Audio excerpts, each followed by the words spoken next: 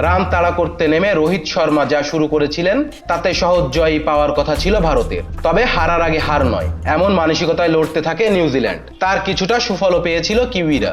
শেষ পর্যন্ত অবশ্য জয় নিয়ে মাঠ ছাড়তে পারেননি তারা। ভারতের কাছে 4 উইকেটে পরাজিত হয় কিউইরা। এতে আরেকবার আইসিসির ওয়ানডে সংস্করণে টুর্নামেন্টের হতাশার গল্পই লিখলেন তারা। 2000 সালের চ্যাম্পিয়ন্স ট্রফিতে চ্যাম্পিয়ন হওয়ার পর আর কখনই আইসিসির ওয়ানডে সংস্করণে জেতা হয়নি তাদের। গতকাল সুযোগ ছিল ট্রফিটা আরেকবার উঁচিয়ে ধরার, কিন্তু তা হতে দিল না ভারত।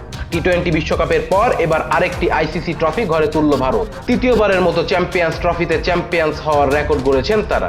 আর কোনো দল এতবার এই শিরোপা জিততে পারেনি।